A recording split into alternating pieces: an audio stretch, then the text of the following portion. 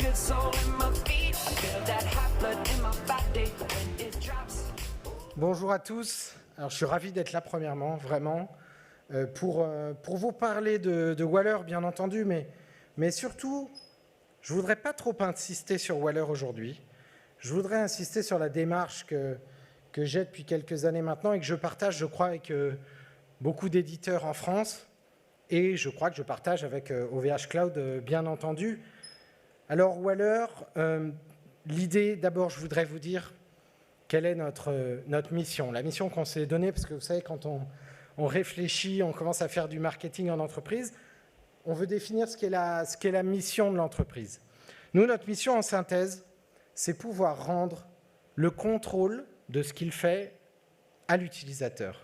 Alors ça peut paraître bête comme chou, à vrai dire, quand on utilise un marteau, on a bien le contrôle, on tape sur un clou, mais quand on utilise Internet, les technologies, c'est un petit peu moins vrai. Où sont mes données, qui peut les exploiter, puis-je les supprimer, pourront-elles être retrouvées, est-ce que je suis en capacité de maîtriser mes communications visio, audio. Ça, c'est vraiment notre mission, de créer une plateforme qui permet pour n'importe qui, pas seulement les organisations, de retrouver un certain contrôle.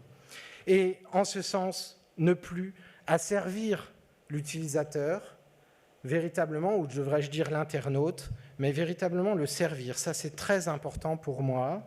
C'est retrouver, comment dire, une certaine idée de ce que pourrait être un outil. Vous savez, on prétend qu'il y a beaucoup d'outils sur Internet. Moi, je prétends le contraire.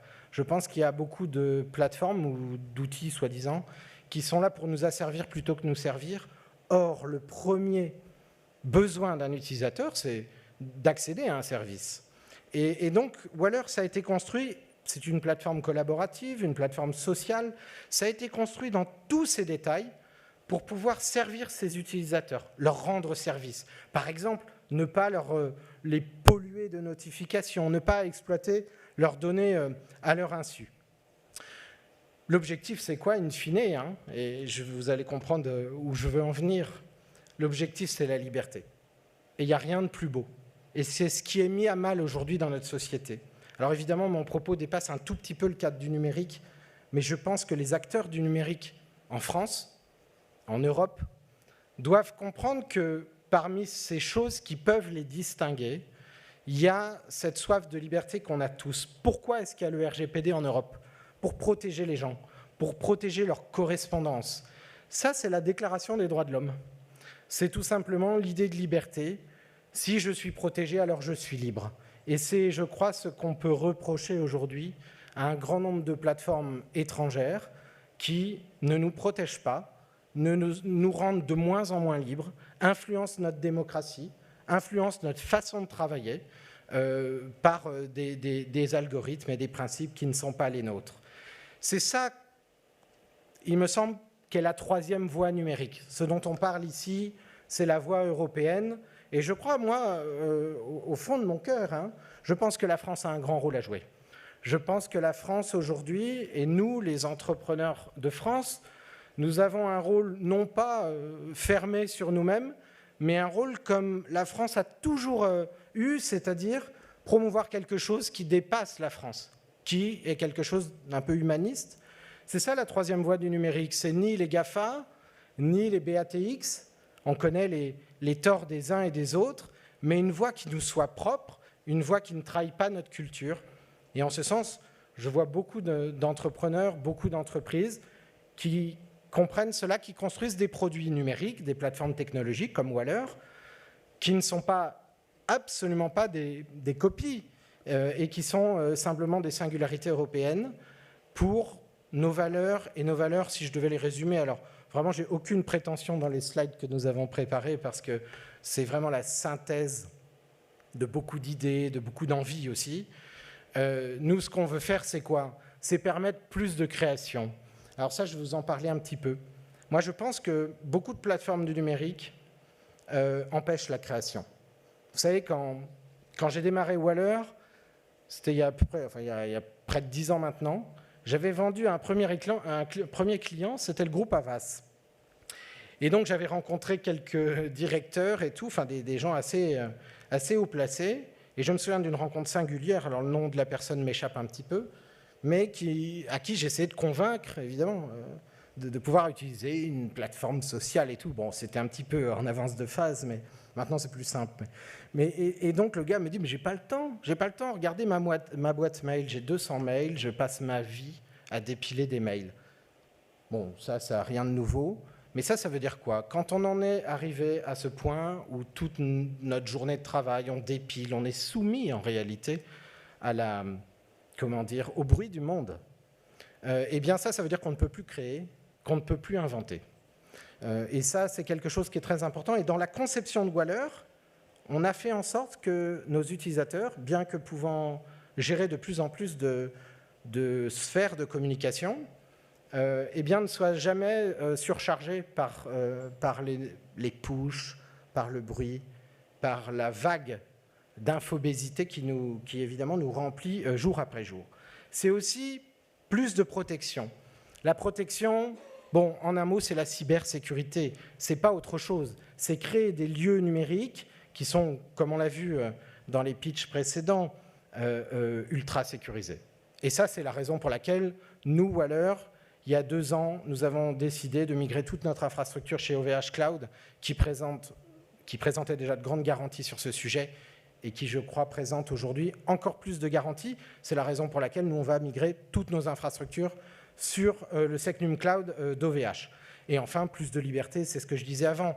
Quand vous êtes protégé, quand vous utilisez des outils qui sont à l'image de votre culture qui vous permettent de créer, alors vous êtes libre, alors vous pouvez créer des choses, inventer, et voilà, et je crois que c'est de ça dont a besoin notre pays et notre continent.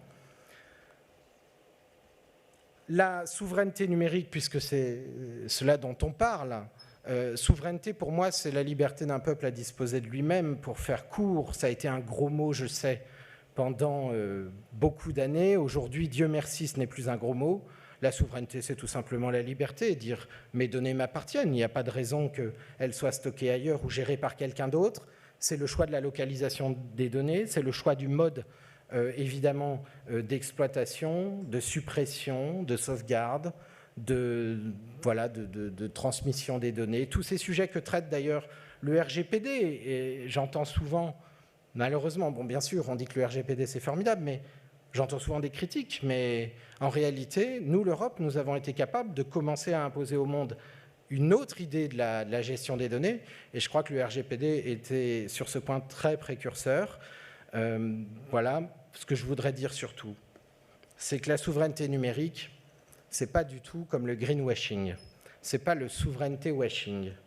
La souveraineté numérique, c'est une opportunité pour chacun d'entre nous, qui sommes des éditeurs logiciels, qui sommes des créateurs, qui sommes des gens qui faisons du commerce, qui sommes des gens qui réfléchissons au marketing de nos solutions, ou qui sommes des acheteurs.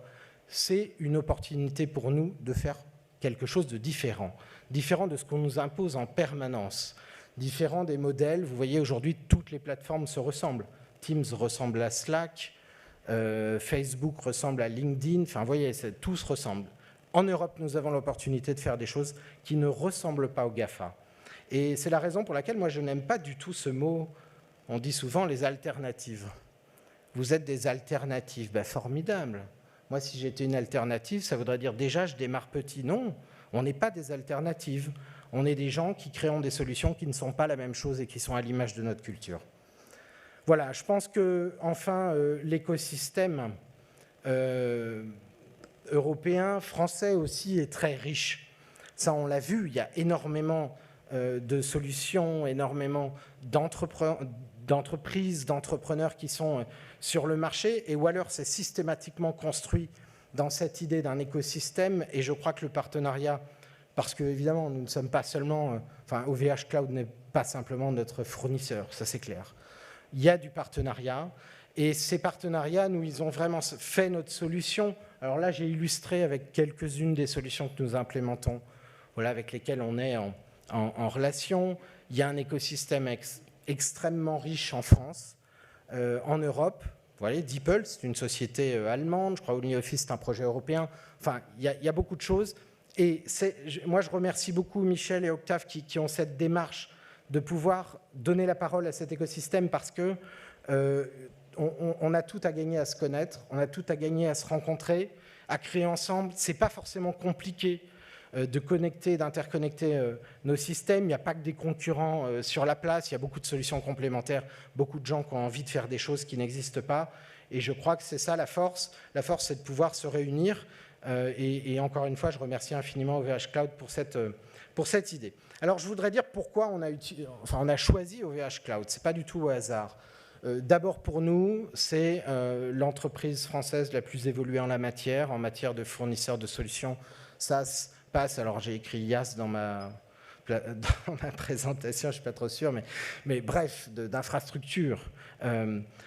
D'abord, premièrement, la promesse que nous fait OVH Cloud, c'est la suppression des lois extraterritoriales, enfin le fait qu'elles ne soient pas applicables. Ça, c'est extrêmement important. Parce que c'est un vecteur, là on le voit avec le cloud de confiance de l'État, ce que nous a dit à l'instant le patron de la DINUM, c'est qu'il faudra des solutions pour l'État, qui représente quand même un vecteur de croissance extrêmement important, et bien des solutions sur lesquelles les lois américaines ne s'appliquent pas. En dehors de ça, OVH Cloud, pour nous, c'est d'abord des relations humaines très, très simples, des gens qui sont à l'écoute, même on l'a vu quand il y a eu des difficultés, et je pense que voilà, on a été très solidaires pour ça, et je pense que des gros problèmes peuvent arriver à tout le monde. C'est une entreprise européenne qui inscrit sa démarche dans cette idée de renforcer l'Europe et son industrie.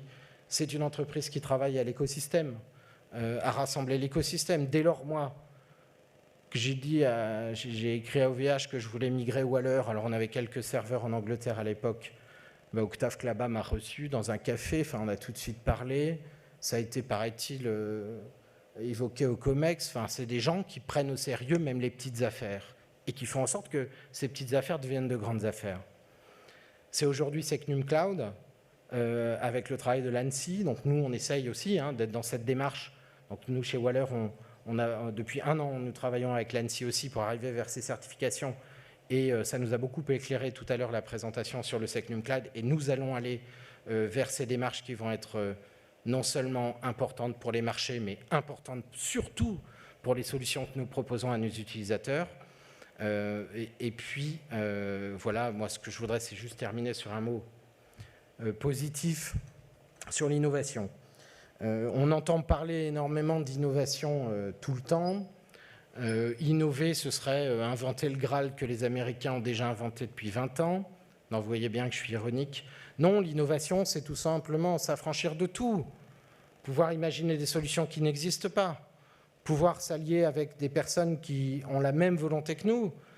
Pouvoir, voilà, tout simplement inventer, pouvoir séduire, pouvoir faire en sorte d'impliquer ses utilisateurs et de pouvoir inventer. Alors j'avoue, c'est un petit peu grandiloquent, je m'en excuse évidemment par avance, les solutions du futur. Mais qu'est-ce qu'on ferait si on ne faisait pas, nous qui sommes ici entrepreneurs, entreprises, si on ne faisait pas de solutions du futur? Je crois que c'est notre vocation à tous. Voilà, je vous remercie beaucoup pour votre attention. Alors je crois que j'ai passé une slide de trop. Je vais redonner la télécommande. Pardon pour ma maladresse. Merci à beaucoup pour votre attention.